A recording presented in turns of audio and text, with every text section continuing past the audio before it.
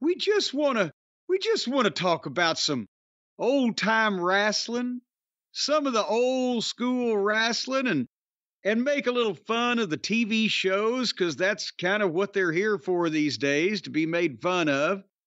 But it's like that promo from back in the 70s when Jerry Lawler and Bill Dundee were selling out, drawing big houses in Mid-South Coliseum every Monday night. And the program went like 12, 13 weeks. And about 10 weeks in, Lawler did the promo on TV. He said, I know a lot of you people are saying, I'm sick and tired of seeing you beat Dundee's brains out every week, Lawler.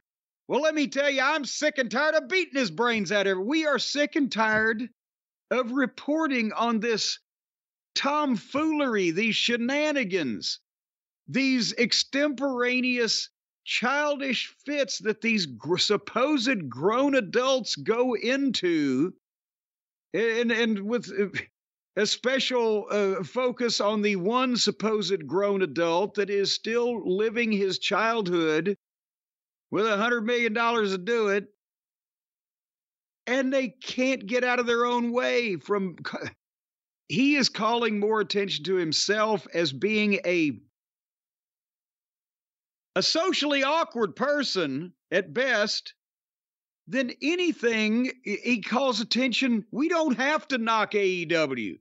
He calls attention to the negative things in AEW when he goes off on his fucking deals. Except that it's now fewer and fewer of the faithful can turn the blind eye to the fact that the Emperor Khan, as his bits are dangling, he's got no clothes on. He doesn't know how to handle it. Brian, what have I said since he named himself chief cook and bottle washer and major domo and head honcho and the writer and the producer and the director? And he's the Orson Welles of this whole thing. Then he bought another promotion. Then he creates tournaments. Well, maybe he had the tournament, already booked from when he was 14 in the back of the classroom. And not only that workload, which we predicted was going to catch up with him eventually, when he allegedly even has other responsibilities with his football operation that he's got going on. And then all of his favorite action figures start punching each other out and fight with each other. And he's got to deal with lawyers and sometimes banish lawyers. And he's got to deal with feuding wrestlers in his locker room. And then he's got to start dealing with bad press coming from all of this. Is this the final sign that Tony, bless him, has not slept in 5 years? You can look at the man. You can see the metamorphosis, the transmogrification of what he did. He looked like a normal little tow-headed boy with some glasses on. Tow-headed? I don't know. That's an expression. I don't know what it means from the old days. I never heard that before. He's a cute little tow-headed boy. I think he was either had a cowlick or he was blonde. I'm not sure which, but he looked like a normal klutzy young man, shaven, wearing a suit, hair had seen a comb, been introduced to a brush and shampoo. And now he looks like fucking Rick Moranis with his finger stuck in a light socket. No, he went from Rick Moranis to Rick James. He went from being all buttoned up with glasses, looked very neat, looked like someone who may own something, to someone who really wants to fit in with all the boys. Well, he looked more like Phil Spector in court with the press scrum. But is he flipping is the question I'm asking you. You have the whole documentation of this latest outburst and feud with everybody. There was even a hot tag to Uncle Dave come in and make the save because everybody knows Tony, he's just there to sell because he's not going to make a comeback on anybody. The big boys had to come in and do that. Uncle Dave's been in these Twitter trenches before. He knows how to come in with the fire. It's hard to summarize or even understand a lot of this. One of the people got it right. And we'll get to this. We'll talk about a bunch of these tweets. But this is Tony at his core. This is Tony, the message board wrestling fan who thinks his opinions and thoughts are correct, will attack anyone who has a problem with him, doesn't truly have an understanding of how things work, but thinks he does. He's every message board troll, but with a billionaire dad. And not only does it come out in instances like this, but it's almost like they were waiting for it. It was almost like, we know we could set him up to act a fool. Because he does. Because everyone in that fucking company on social media does. And we have to take a step back. Because over the weekend, Jim, January 7th, after the Jacksonville Jaguars were eliminated from contention in the playoffs, they were done. They weren't going to get to the playoffs. I understand that was unexpected, wasn't it? Well, WWE on Fox, and I don't know exactly who controls that Twitter account. It's not the main WWE Twitter account, but it's WWE on Fox. So we don't know whether it's the WWE side or the Fox side, but one would assume there's some collaboration there. Well, they retweeted a Jaguars tweet from December 13th last year that said playoff tickets are on sale now. And they retweeted that with a meme of Kurt Angle looking, confused. I don't know what the look is exactly. I'm not trying to insult him. I don't know what he's standing in front of a house looking blitzed. I don't know what this look is here. I don't know what this. I just played it again. He doesn't say anything either. But they were trolling him because when you are WWE on Fox and you're doing that about the Jaguars, you're not doing that because they're owned by any other owner except the Khan family, right? And they can get under Tony's skin without actually even acknowledging his wrestling operation that he's got going on. Because again, he's a message board fan. Not all of them are bad, I'm not saying that, but there are ones who think they know and they don't.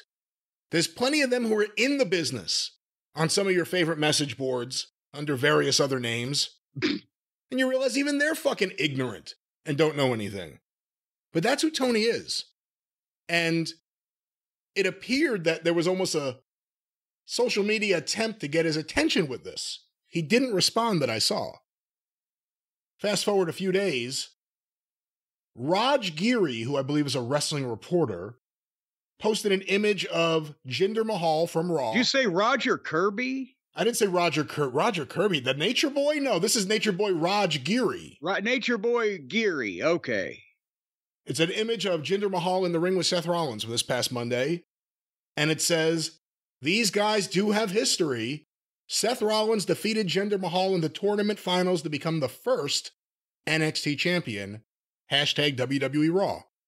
Well, that's good of him to bring up that factoid from history that I'm sure will add interest to this big altercation they're fixing to have. And here's where we get into something we've seen over the last several years. We've seen it from Wendy's or various other accounts. USA Network responded to Raj Giri. What was the cage match rating? So now the network that WWE is on and that SmackDown will be going on to next year, they respond to a wrestling reporter in what can only be seen as an attempt to make fun of Tony Khan because he's the one who cites cage match. The bitch slap trademark, just in case he's got copyright. Because from the USA Network to the pow. And for those of you folks, again, who live in the real world and have, I don't know, mental capabilities, Cage Match is a website where like 50 or 100 people, from what I'm told, rate the star ratings of these matches that they see all around the world. And generally, the fewer people see it, the better it is, according to them. And Tony has actually quoted them, referenced them, them having his back as far as his booking is just, well, it's just great. So that's what the folks over at USA Network are fucking backhanding Tony now. Oh my God. And again, what Cage Match is an attempt to get some insights from fans who have certain wrestling sensibilities of what they like. A very specific view. Right. Again, it's not a big fan base. It's not the overwhelming fan base. It's a portion of the audience. So there is something to that. I wouldn't base my whole business around it. That seems dumb. Well, what cage match is, like in the old days when we would have a shitty house, we as heels, we would go out and say, well, if there's a riot, at least we got them outnumbered. And that's basically the segment of the audience that cage match is. So Tony Khan on Twitter quote tweeted USA Networks asking what was the cage match rating with a moral victory for USA is one more win than their world title challenger Jinder Mahal has in the past 364 days. Because it's been literally a full year since he won a match. You really put AEW in our place, getting Jinder Mahal in a big match on your TV show. What in the... Do it more often. And then, before we go further, a second tweet from Tony Khan. A double standard. Hook, 28-1 career record, on a winning streak, calls out the champ. A logical challenge sparks online outrage. Jinder has literally lost every single match he's in for the last year. Immediately gets a title shot. Where is the rage? Hashtag AEW Dynamite. Tomorrow on TBS. The rage, Brian, the rage. Where's the rage? Where, like Larry Latham used to say, where's the heat? So he's attacking their booking, and because of what he's saying, he's attacking the talent, too. No, he's starting out like it's, oh my God, this is real. And here's the thing, because he's the statistics fellow, the person who, like, he writes in his notebooks a lot, he has a lot of energy, other allusions to his behavior, etc., fill in the blanks.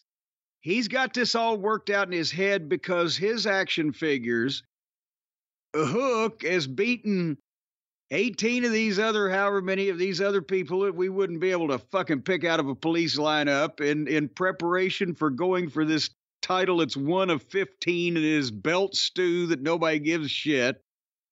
But that makes sense, but not... Belt stew, I like that. Well, there you go. Or belt burgoo. Or...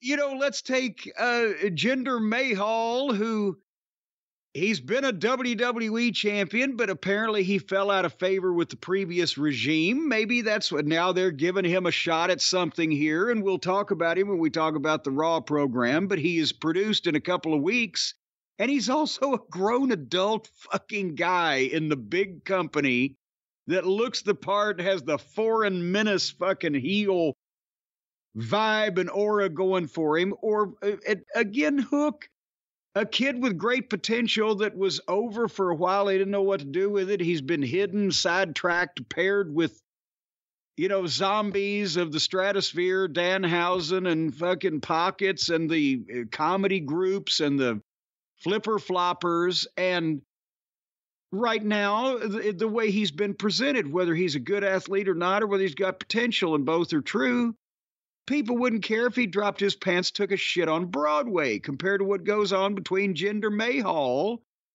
and Seth Franklin Rollins. It's just ludicrous. He doesn't understand the business. It's his notebooks and his statistics and his fantasies about this indie wrestling being able to reach a fucking legitimate audience. No, I mean, my thing was, and I tweeted out, it's not a double standard, it's a standard. Because the difference is, apparently AEW fans, and we hadn't even, I think, heard any of that feedback, were complaining about Hook challenging for whatever title what title is he challenging for? I don't even know. We don't even know. Jinder Mahal in 2 weeks has become one of the most talked about guys on their TV show. No one was complaining coming out of that Seth Rollins angle. No one was saying, why are they doing this? They were saying, wow, 2 weeks in a row, this guy's been interesting. Yeah. He almost made Rollins interesting. So it's not a double standard. No one's complaining. It's like you said, it's standard because it's booking. And my God, it's a work. It doesn't matter what the fucking guy's record is at this point. Yes, it's wonderful when you bring a guy in from scratch. You're supposed to do these things.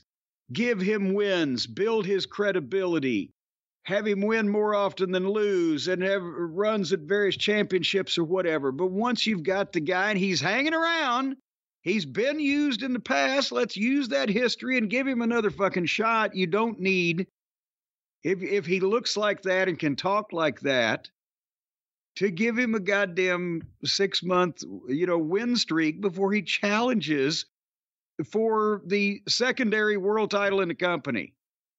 Before we go forward to other tweets, he's attacking the booking, but he's, like I said before, he's really putting down the talent. If you're wrestling talent thinking about signing with AEW at any point, do you look at stuff like this and say that do you think you're embarrassed by this? Like, what do you think in terms of a wrestler's perspective of what he's doing? Well, I don't think he's putting down the talent, or I don't even think he means he's not a guy who wants to put down talent. What he's doing is he's putting down the talent the way that they're being presented, but, he's throwing fucking stones at a goddamn glass house or whatever the old adage might be that applies here, because everybody he presents gets under, not over. He diminishes them. He's the opposite of the, $6 Million Man program. We can make you less than you were before. And here they're doing something again in 2 weeks, but so far successfully, where people aren't, especially against The Rock, obviously, but the guy had gotten some legitimate level of heat, as we discussed, on his own. And it's working, and he looks credible, and he's got some background there. So they're making this is wrestling. You are supposed to make as many stars as you can. So they're taking another guy that they've been paying, it's on their roster, and they're doing something with him, see if he can sink or swim, and he's now more interesting than he was 3 weeks ago. What does Tony do? He books these fucking kids to do their goddamn gymnastics in ever-increasing, confusingly convoluted Gordian knots of fucking nonsensical angles. Stop me before I sub-reference again. But again, in 2 weeks, WWE's done a better job with Jinder Mahal than Tony did with Hook in the last year. So it's just, he's just ranting out now because one of the, maybe one of the kids down the block, it's a little more aggressive, came and kicked some of his blocks, and now he's pissed about it. But he will go on. He do go on. Well, Eric Bischoff jumped into the fray because I guess he needs some attention. He posted a clown face responding to Tony Khan, or quote tweeting Tony Khan, who then posted a... By the way, if I ever learn how to tweet a clown face, and I do, shoot me. If you can't verbally explain what you believe that a motherfucker ought to modify his behavior to, then just don't bother. Tony Khan responded to Eric Bischoff by posting an image of Joan Collins, and it says, "Get out of my sight, you miserable has-been." So then... Wait, hold on. Vince, this is 25 years ago. Vince, Eric Bischoff just said he'll fight you. Vince gets his phone out and gets on Twitter and tweets him a picture of Joan Collins saying, "Get out of my face, you miserable." Can you imagine this kind of behavior from, anybody from Toots Mondt on down, for fuck's sake? Can you see, like Solomon tweeted here earlier today? He tweeted pictures of the NWA promoters meetings throughout the years. Said, you think these people would have been fucking bashing each other on Twitter when they were busy trying to savagely put each other out of business while pretending to be friends? No, Vince tweeted a picture of Joan Collins, who would also have how much money he paid her to sign an NDA. Well, he probably paid for half of her plastic surgery. So then I didn't know you knew about Vince and Joan Collins. Well, let's go to this. Am I missing a tweet? I may be missing a tweet here. It appears that Eric Bischoff was looking for more attention on this night. Him and Tony had a lot of time on this night. Oh, boy. So then someone responded, it appears, and said, Tony forgets that he literally gave Abaddon a title shot after being off AEW TV for over a year. Same exact situation as Jinder, to which Eric Bischoff quote tweeted and said, "Hey, Tony Khan, is this true or is it a bot?" So that's actually funny. Okay, he's redeemed himself somewhat. Well, Tony quote tweeted that and said, "No, Eric Bischoff, not true at all. Abaddon returned to AEW, plus then they won a 4-way match on TNT against other great wrestlers to earn a title shot," which is completely different. You lost me around the fucking close turn with that sentence. I guess it's not a plus. I guess it's supposed to be end. No, Eric Bischoff, not true at all. Abaddon returned to AEW and then won a 4-way match on TNT against other great wrestlers to earn a title shot, which is completely different than someone going a full year losing every match they're in, getting a title shot without a single win. He then replied to himself, "Reading would be your friend, Eric," which is a Dave Meltzer term. Reading would be your friend. But hold on a second. So he's, again, it's a fucking work. And nobody saw or gave a shit about the 4-way she won to begin with because it sucked. And you did, it's, my God, and did I mention it's fucking work? Well, Eric Bischoff responded to Tony saying, "Reading would be your friend, Eric. Oh, kid, my reading comprehension skills are wizard-like." By the way, that was one of Dave Meltzer's wicked comebacks whenever he'd get called out on his BS. Coincidence? Or are you really that deep? All right, is Eric drinking again? Does he mean deep up Dave's ass, or what, in his cavernous rectum? Or, you know, they're thinking about saving money by putting a fucking Curse of Oak Island into Dave's ass next year. Less ground to cover. Well, Dave Meltzer decided to quote tweet that, and he wrote, "Dude, sorry I prepped you for that Landsberg." Dude, wait!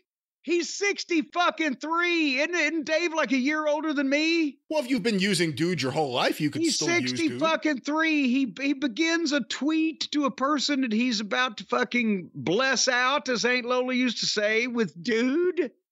"Dude, sorry I prepped you for that Landsberg interview when you made the claim about how you averaged 5,400 tickets sold the prior year and bragged about it. The guy didn't have Hogan, Flair, Savage, or Piper, and has double the ticket prices and equaled your number. One of us actually studies numbers. The other one calls names because he can't remember, nor has any research capability." Wait.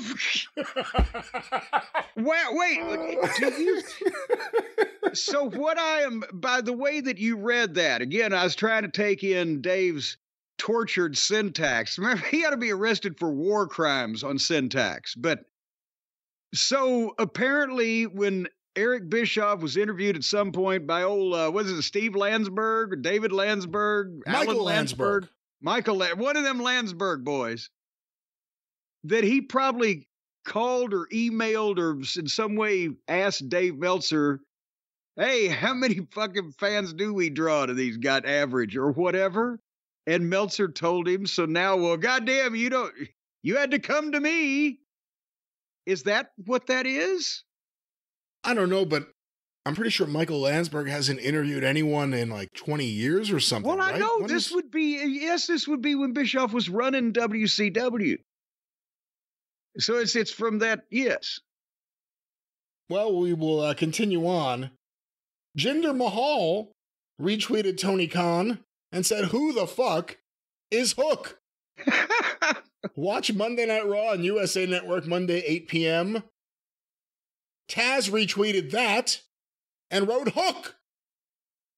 And then Dustin Rhodes wrote, "Guys, just enjoy wrestling. We love to do it for you. Lighten up on the tribalism. # keep stepping." To which Paul Levesque tweeted, "Fuck you, Dustin Rhodes." No, that didn't happen. That one didn't happen. At this point, Jinder was the #1 trending thing in the country. Anthony Bowens wrote, "Go Hook," #lads. Dax Harwood lent his support to Hook and also started going after Bischoff. Well, it's not about supporting Hook. If we think he's a fine young man, he's been caught up in this display of his boss's immaturity and foolishness. Jeremy Lambert retweeted Tony Khan's tweet to Bischoff explaining why Abaddon was a challenger. He wrote, Eric could have found this information on Cage Match. To which Tony Khan replied, the irony!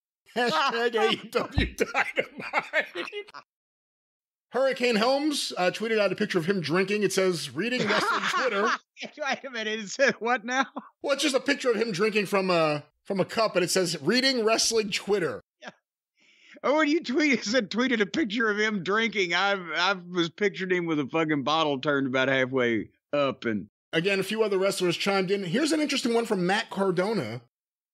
Brian Myers and him lost 269 matches in a row before we won the tag titles at WrestleMania, and the place exploded.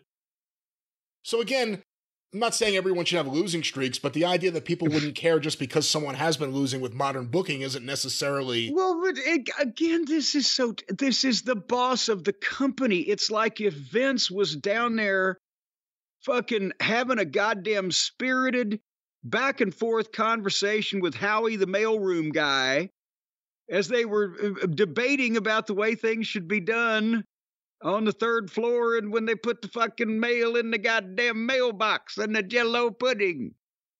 It's the childishness of this, and that Tony is awkward and comes off as awkward, and more people are starting to realize it.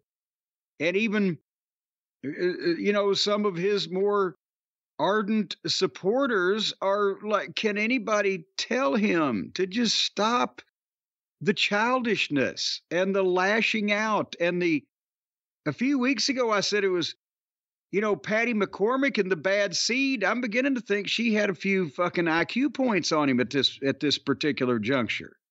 Well, I'm going through all these tweets. It appears Eric Bischoff is trying to drum this up a little bit more, get some attention on him.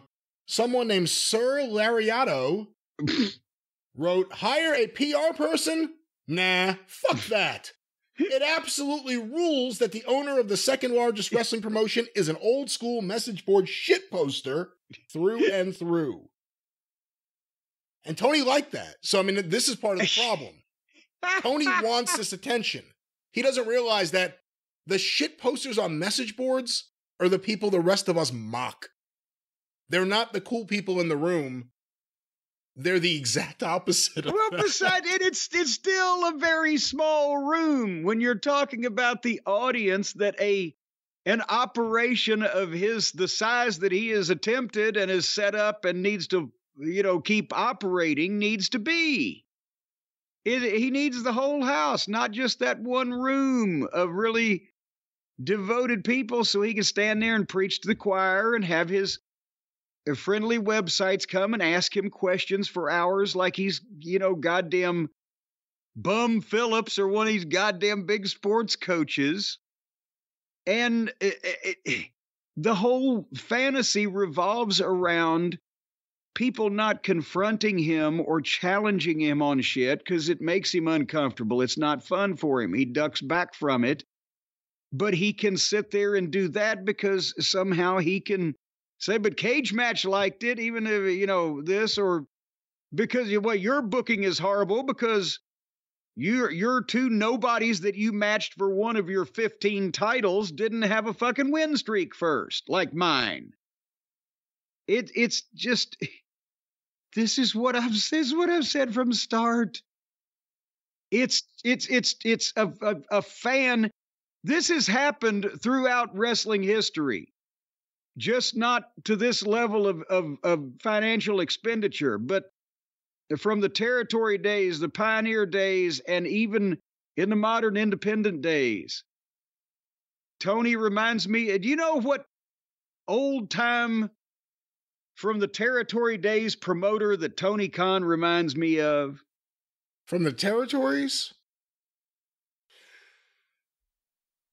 Al Haft. Miriam Springfield. Why's that? And do you remember Miriam? I worked for Miriam Springfield. What town was that? Tupelo, Mississippi.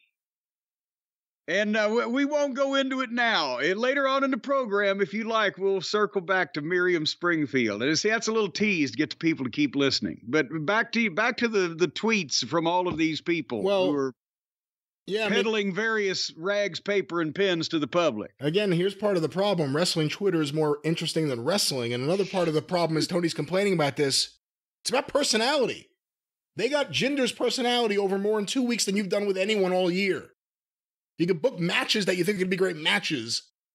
It's American professional wrestling. It's about personality. And to be quite honest, look what he considers great matches. It's not even that he doesn't have an eye toward the personality or the psychology of how. I don't even like to use the word storyline. That's not a wrestling term. That's a made-up modern, smart fan term. But the psychology behind it, the angle behind it, he not only doesn't understand that, but look at what he thinks is great matches. He legitimately believes that Riho is having great matches. Partially because he doesn't want to hurt her feelings, and partially because I believe he really thinks that. And so few other people do. Well, Jim, the wrestler Idris Enough. Seriously? What? He's in NXT, right? Oh, well, with a name like that, it would almost have to be there. He retweeted Tony's tweet about double standards and wrote STFU, which translates to shut the fuck up. So now the NXT wrestlers are taking shots at Tony. Let's give this guy credit for once he had a good line. Disco Inferno tweeted out, if he doesn't win Booker of the Year, things might get uglier. See, that is funny. That is funny. I'll give you that one, Glenn. There you go, baby. Jose the Assistant retweeted Tony Khan's Joan Collins image and said, Savage AEW Tony Khan is the best Tony Khan. Don't cross the boss. Stacked AEW Dynamite episode tomorrow, live from Daly's place. Does it qualify you to be described as savage when you retweet a picture of an 80s fading B-movie star in a network TV show, and unfortunately she's long since dead? Does that qualify you as being a savage? Like if he pulled out some fucking knucks and dusted his goddamn jaw off? That's kind of savage. It's kind of savage. For the record, I don't know about the meme. For the record, Joan Collins is alive. She's 90 years old. No! She was born 1933. Holy shit. Well, with the life she's led, I can't believe she's still alive. And maybe she'll be at Wembley for the big all-in spectacular. Wouldn't that be something? If Tony could bring in Joan Collins, maybe he can get some of the other cast of Dynasty to come back. That show had ratings. They had ratings. We're gonna be all in Joan Collins at Wembley Stadium. I'd pay to see that. Many men did. Many men did. But Jim, this is there's more wrestlers trying to dive in and either kiss ass or get into the back and forth. Who knows what the motivation for everyone is here, but it's really about Tony Khan. Whether they trolled him knowing he was going to react, or whether social media accounts tied to WWE, partners of theirs that they don't even control the social media accounts of, they're going after the boss of AEW. Yes. And he's responding and playing into their hands in a lot of ways. He probably thinks he's doing a good job on social media with this stuff. He also thinks every episode's great, every match is great, and his media scrums are not problematic at all. We also know that Tony is not honest about any of the inner workings in AEW with anyone who asks him any questions about it. Well, and also here's something else before you slide on by it, baby. Let's back up. Let's moonwalk back to it. The fact that these unrelated entities, and yes, we've seen that various social media people who have these unrelated to wrestling, have charge of the unrelated to wrestling accounts, whether it be Wendy's, whether it be USA Network, whatever the case, they have chimed in on occasions. Because the social media people are probably, if not wrestling fans per se, certainly cognizant of what's going on in wrestling because it's so much social media, right? That's a fair statement to make. It's not just wrestling. I think it's across the board, but yeah. Yeah. So when they chime in, but they also now, it's becoming a thing where, yeah, I can just fucking bitch slap this guy and I don't even care if he responds because it's going to be entertaining and so weak. And they're taking shots because they can. They feel emboldened to. Impunity has set in on making fun of the way Tony Khan has been acting, talking, tweeting, whatever the case. And that's kind of, do you ever remember a point where it was just, besides if you were billionaire Ted, that it was okay in the wrestling business or anywhere around it, you just openly make fun of Vince McMahon? Yeah. I mean, Bischoff did it. The fans could, but I'm talking about anybody but, the WCW empire. Even Crockett and Dusty weren't making fun of Vince. They weren't talking about Vince. Vince was a boss, for good or for bad, whatever you want to say about him, and of course his perverted, weird antics and all these weird, perverted payoffs. And all right, else. But down, boy. That's what they said to him, and he didn't listen. He said, "No, I don't listen to anyone." Should have kept that water hose where you could reach it. Fuck Joan Collins. But what were we saying about the pervert? I forgot. What I was saying was a boss. He was a boss. It wasn't just about social media. It was about the way the people who worked there treated him, talked about him, respected him.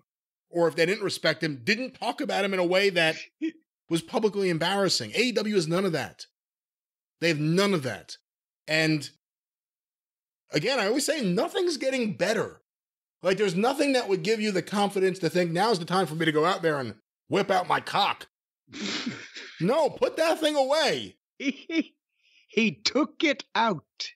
But, the problem is it's not going to stop. Tony thinks this is good marketing work, I guess. Good publicity. Any publicity is good publicity. Do you think he thinks about it that way first, or does he just want to burn the person who has offended him on the spot? Is he kind of like in some way of a Trump-esque Twitter person who's just his head's on fire when these people are saying these bad things about him? I think it's like the special announcements. The first time he did it, it popped a number. The second time it did it, it popped a number, not as big, but still a little bit of a bump. Eventually that went away because he thought it was a tool that he could use, and then he used it nonstop. I don't know. I don't think Tony's ever been that far away from a little bump. Did you just knock us off the air? What happened? I knocked us off the air laughing at what you just said, but there it is. But I think social media is the same way. I'm going to guess at some point in the 4-year history of Dynamite, some of his social media stuff, which wasn't him just warring with people, caused what he thought was the numbers to go up. And I think it's a tool that the day before a taping or a live show, he may want to use. I don't think that's outrageous. Can anybody help him with it? Give him some suggestions, maybe what to do or not to do or say, or coaching, guidance, mentorship? There are lots of people that could help him, but when you don't think there's a problem, when you think everything you touch turns to gold, when you think everything you're doing is right, when you can justify all your shit in your head, that's the problem. And that's Tony. And do we hear the wind in the background? What the hell is happening here? Oh, you're having a windstorm, a tropical windstorm. You're having a windstorm, a tropical windstorm. And that's why you do the can. I think that your hypersensitive hearing is bugging me because mine's going where you can hear fucking goddamn satellites circling the earth, whereas I can't hear it thunder in the same room. We both got defective hearing, and it's gone in separate ways. Well, I don't know what else we could really say. Like I said, this was the talk of wrestling overnight as we are taping here today. And, it's he's trying to be Trendy McTrenderson. I thought we had that all sewed up. That one tweet was right, though. When he doesn't win Booker of the Year, or when WWE books Wembley Stadium, or when any of these things happen, the way he's dealing with any of the issues. What about when things get really bad and things get worse? And they're going to get worse. They're going to get worse. I know they just hired an executive, a COO. Who's the CEO? That's the problem. The CEO's the head of the GM, the CEO, the head of creative, the head of this, the head of that. He's the one that causes the entire company to take on his personality. But who did they get to be the coup? Hold on, let me, you may know this guy. AEW. Now, don't blame me in any way, shape, or form. I wasn't even there. AEW, it was first reported, it looks like, by Fightful. AEW has hired Kosha Irby to be the COO. Wait a minute, is he Japanese? I don't know who Kosha Irby is, but Irby... Oh, I thought you said Kota Ibushi. No, Kosha Irby, who was previously the regional director of live events for WWE from 2011 to 2018. He will now be the COO. He was also the chief marketing officer for Clemson University's athletic department and the president of the Memphis Express AAF football team. Wait a minute, what? Hold on, I have a couple questions. And he's also the chief marketing officer for the Professional Bull Riders, LLC. I thought you were going to say professional bullshitters. No, he's just joining their ranks right now. He just started in that line. But what is an AAF football in Memphis? What is AAF? Do you have any knowledge of this? I'm looking it up right now. I've just not heard of that. It is the Alliance of American Football. It was a professional football minor league. And something bad happened? This was the one that Charlie Ebersol started. Remember when they did the XFL, I guess it was 30 for 30, and at the end, Vince started his league, and then Ebersol's kid started his? I guess this is the one that Charlie Ebersol had started. Who finished it, or is it still going? Well, I'm going to go right here to this section. It says bankruptcy liquidation. Whoa, I'm going to guess this may be the end. The 5 operating entities filed for joint Chapter 7 bankruptcy. Woo, I didn't even know they had a Chapter 7. The uniforms and equipment were stored in a lot in San Antonio, Texas, and eventually auctioned off in 2019.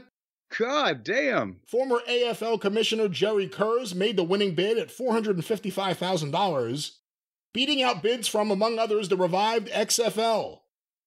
Well, anyway, but back to Kirby. Ishmael. Irby.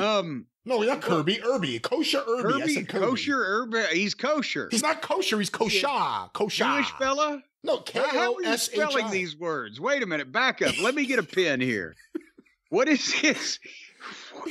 We're talking seriously. What is his first name? Again, I'm asking you. We're trying to be serious. We're talking about the new COO, the Chief Operating Officer of AEW, Kosha Irby, K-O-S-H-A-I-R-B-Y. I-R-B-Y or N-R-B-Q? Well. Or is he a cousin of the Arby's family? I don't know. Anyway, the point is, you said he worked as a regional director for the wrestling experience he's got. We've made fun of his other occupation, but the wrestling experience is he's worked for the WWE as a regional director, is what you said, of the live events. I believe it was regional director live events from 2011 to 2018. Well, was he the regional director or a regional director? Because they have a lot more titles and a lot more different layers than they did when I was there 30 years ago. And Ed Cohen had his market reps and, gave them everything and split it up, blah, blah, blah. And Bob Collins did WrestleMania. It was easy. I'm sure they got a bunch of fine, motivated young business people now, but was he one of a group of the old-time market reps, or was he a guy in charge of something on a company-wide basis? That would be the question I would have had. And otherwise, I've never heard of this fucking guy before. And again, COO... Is Kosha short for something? No, it doesn't appear so. It appears that's his name. But again, COO is number 2.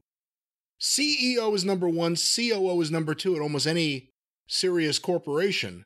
Yeah, so how he was a regional live event guy, and suddenly he's number 2 in command of the entire national televised wrestling company. I would like to have more information. Now, Chief Operating Officer makes me think that a lot of the things that maybe there are some changes right now would be under him.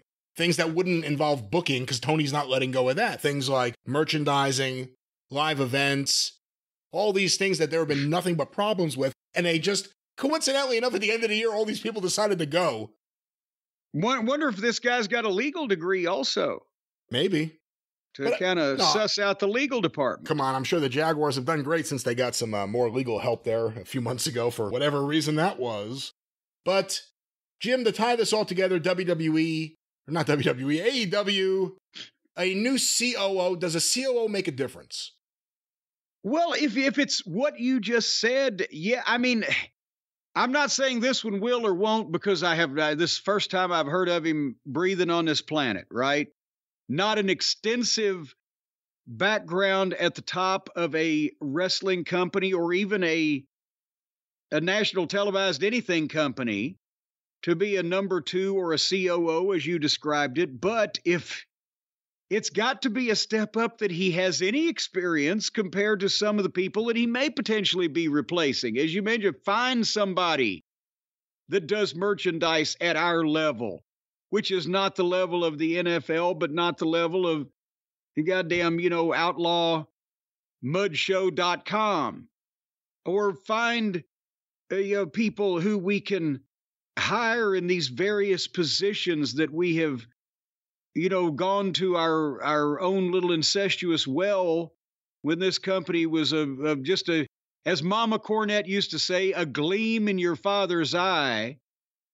But now that it's actually running these fucking NBA arenas and there's nobody in it, we do need local promoters out there that know how to hustle. And, if any of those things where they're showing weakness, imagine how much ground that takes in. This guy probably be better than the ones he's replacing. The question is he somebody's fucking friend? You have to wonder in this company. Is he related or friends or, whatever, or elsewise? Is he a budding business genius that they have recognized and plucked out of the fucking field to be theirs? See, the sad thing is if he is a genius and he's coming along now, he's too late. If they had that person in that position 4 years ago, it would be a different game maybe. But wait, maybe he can take the body while it's on the operating table on the life support. He can take the brain out. He can massage it a little bit, put it back in. Let's say they could fix a lot of the problems, the operating problems. I mean, he's a chief operating officer, everything from merch to what merch is there, just everything. If you could do all that and the booking continues to fall apart and viewers continue to find other things to do, both on cable and on YouTube, then you have a problem. Now you have the serious team, now everything's working out, but you don't have the content, the star power. I mean, we talk a lot about their star power recently on their show, the lack of it. If you get everything else together, but you don't have that, it's too little too late. Well, but then here you're overlooking one thing, though. If you don't technically have to make money and you got that good team, then they can continue to do a hell of a job of selling that lackluster product as long as Tony and his dad want to keep doing that. So this guy could be there for 10 fucking years. Well, we wish you good luck, Kasha, and, what's his name? No, it's Abe King Kong Cashy. Abe King Kong Cashy. That man saved a lot of stuff, which is always popping up on eBay. But Jim, final words about Tony Khan and all this. I'd like to say I knew Tony Khan well. No, those are the final words. Tony needs... Somebody around him needs to say, Tony, you need to take a vacation for a couple weeks. You need to goddamn start on decaf or maybe get a full physical examination, sleep for 8 hours, do something, calm the fuck down, and reevaluate your priorities of what's going on. And don't rely on cage match instead of the cold, hard facts of the ratings of the programs, and don't rely on jousting with people on Twitter when you've got a serious issue of absolutely no healthy fucking main event level individual star on your roster that people aren't sick to fucking death of. Start with that. Well, we'll see how all that works out. But you said, one of the things Tony Khan can do is get a good night's sleep. We know someone who may be able to help him with a good night's sleep. Well, that's true. And actually, our friends at Helix, by the way, Helix Sleep Mattresses, we've been talking about them for ages because you and I both and our family members and close personal friends and our pets, we all lay our weary bones out at night when we're ready to stretch out or fold up or flop down or whatever description best fits the individual and have a good night's sleep. We're all on the Helix Sleep Mattresses, but I'm wondering, do they have, they used to, remember in the hotels, Brian, are you old enough? Remember when you'd stay at a Holiday Inn or some kind of hotel on the roadside in the 60s? The bed for a quarter, you could put a quarter in and it would vibrate for about 15 minutes. The vibrating bed, that was so those weary travelers driving could lay down and get like the vibrating massage. And boy, that was a treat, especially when me and Mama Cornette would go out to visit my grandmother out in Hopkinsville. We would stay at the place. They had the daggum quarter thing, boom, turn it, vibrate for 15 minutes. It's so much fun. It sounded like a goddamn lawnmower. It was very loud, but it was vibrating. And that was entertainment to a fucking child in those days. Except for then the final time I got the room with the vibrating bed and I put the quarter in and I turned the thing and I laid back. And as it started vibrating, apparently it had been under heavy usage at that particular location. And the fucking thing fell right out from under the goddamn bed and landed on the floor. It was going like that. And I couldn't figure, I can't turn it. There's no way to turn the goddamn thing off now. I'm trying to turn oh, God damn it. And I'm screaming, mama, mama, mama, because I'm like fucking 9 or whatever. And she can't, I think she somehow found a way to pull the plug. Well, you don't have to do that with Helix Sleep Mattresses. But what I was going to wonder is, instead of a vibrating mattress, Brian, do you think they have a mattress that will keep people from vibrating like Tony Khan? Because you can tell he's bouncing off the walls. He's shaking like a dog shitting peach seeds. When he lays down, there needs to be some kind of, I don't know, sealant foam that encompasses him, that holds him in place for the night so that he doesn't rattle and rotate and vibrate the whole goddamn house apart. I wonder if they have one of those at Helix. Well, they have the sleep survey that you do to get the right mattress, and I would have to think Tony Khan, based on the way he behaves, his condition, I don't think he needs a firm mattress. I think it needs to be one that you can kind of sink into. Almost one that you could fold up on both sides of him, like a little Tony burrito, and maybe staple it and keep him in one place for a while. I did not say any of that, but maybe. Well, if you get one soft enough, it's like you don't have to roll the body up in a carpet like so often happens when you're out and about. You can just fold the mattress up around the body. I don't know anything about that kind of stuff. I ain't got nobody. But I'll tell you what, Helix does have the mattress for the big and tall folks. They have the plus size mattress for the big and tall is what it says. And that gives you plenty of room to do whatever you want, because you don't have to, you can get this without being either unnaturally large or, offensively tall or big or whatever, like I'm sure the 1,000-pound sisters on that TV program, they're probably on a Helix, because look at the state of them. Or what? if you're just a giant, if you're 7.5 feet tall, but you only weigh, say, 190 pounds, so your feet are size 22, but it looks like you're standing in canoes, you can get one of these.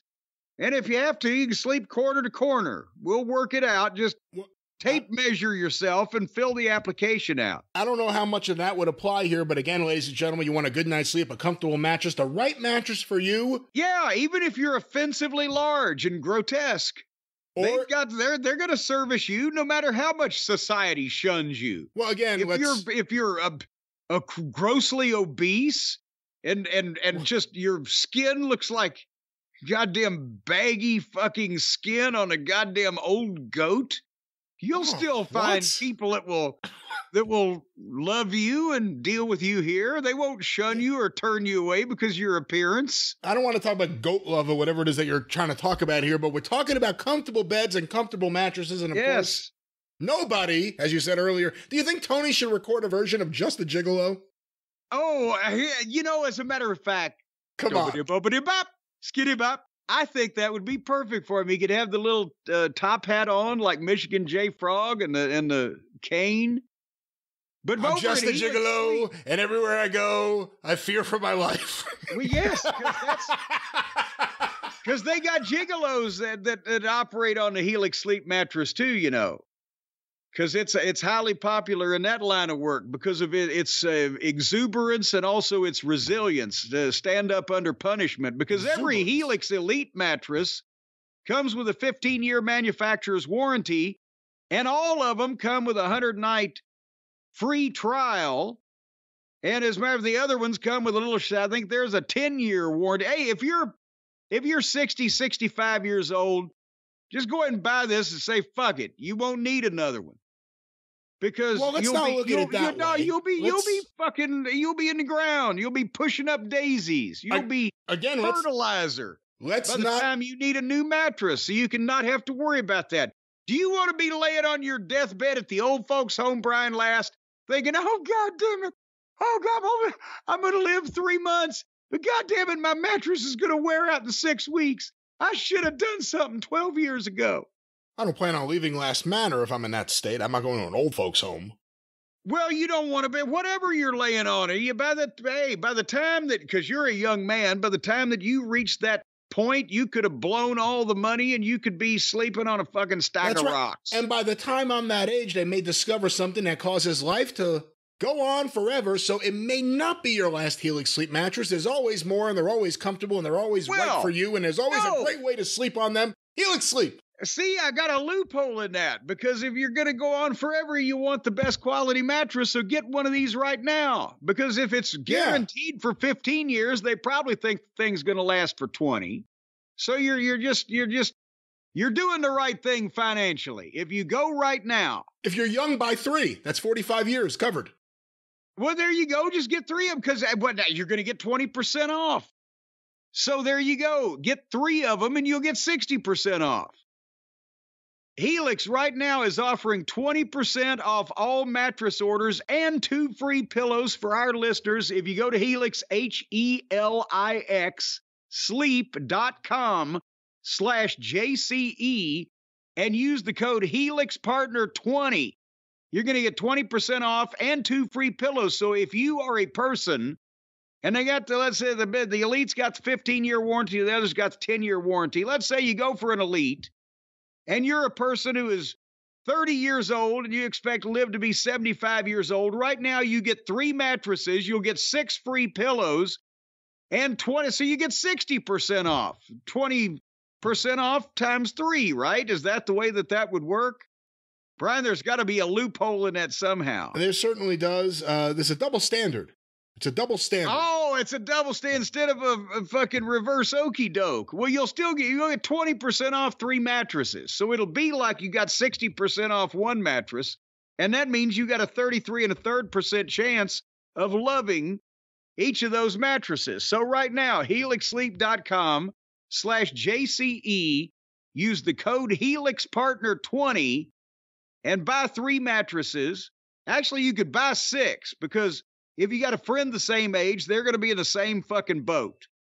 So just go ahead and get 6, give 3 to them, keep 3 for yourself. You'll never have to buy another mattress again.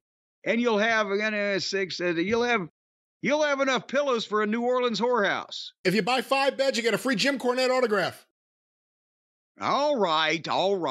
But you have to prove it. You have to prove it.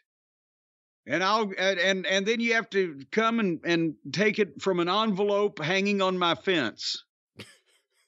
Why? Why do we have to make it so problematic for everyone to get the money? Well, I'm not going to run over to the post office just for that.